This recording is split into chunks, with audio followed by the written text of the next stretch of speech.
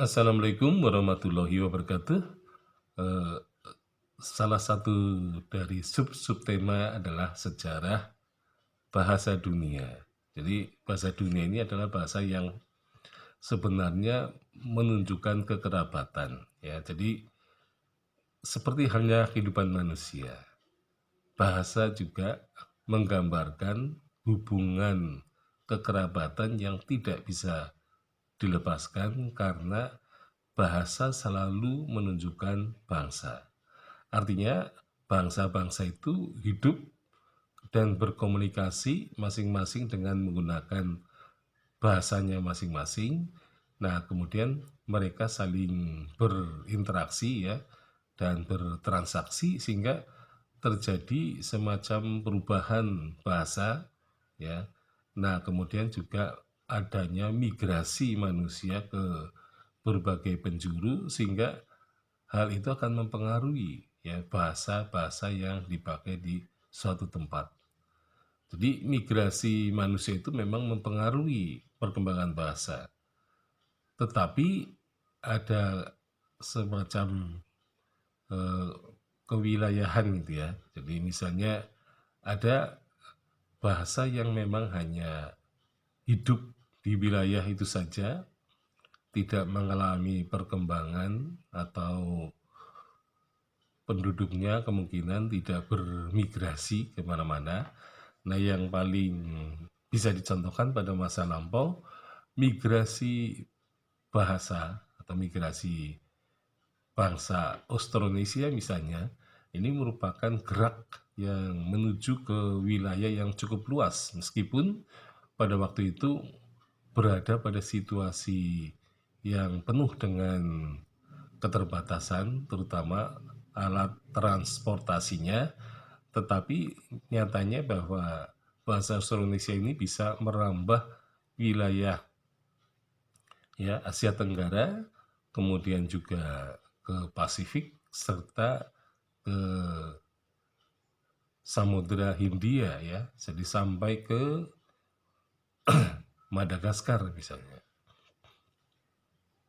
Nah, sehingga wilayah bahasa Austronesia pada masa itu berkembang sangat pesat, terutama berdasarkan perdagangan dan pelayaran yang dilakukan oleh ya jadi ada bangsa Melayu yang kemudian juga ikut berperan ya, sehingga kemudian dari peran bahasa Austronesia tampaknya digantikan oleh bahasa Melayu sehingga bahasa Melayu itu dipakai di mana-mana ya. Jadi karena mereka juga mengenal eh, teknologi pelayaran sehingga bangsa Melayu tidak hanya tinggal di kawasan Sumatera bagian timur gitu ya.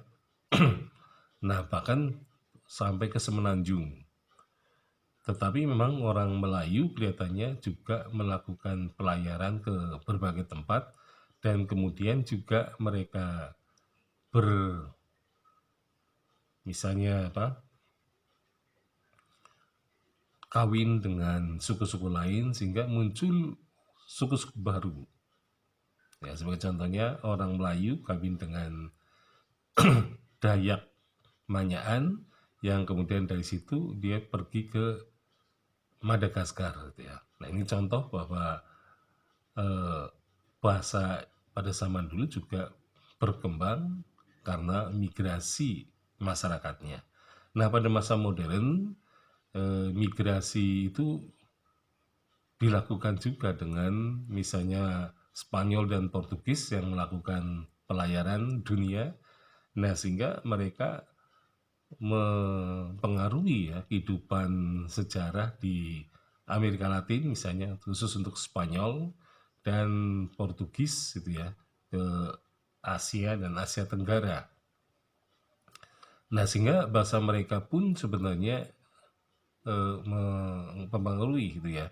Tetapi memang karena ya kelihatannya tidak seintens seperti ya bangsa Inggris ya atau Britania, maka bahasa Inggris ini benar-benar mengakar ke berbagai belahan dunia itu ya.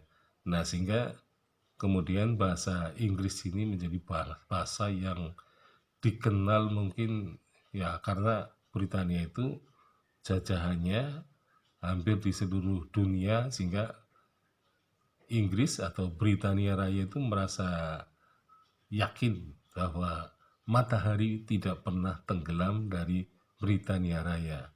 Nah, sehingga bahasa Inggris memang menjadi bahasa yang dikenal oleh banyak manusia, sehingga kemudian ia menjadi bahasa internasional.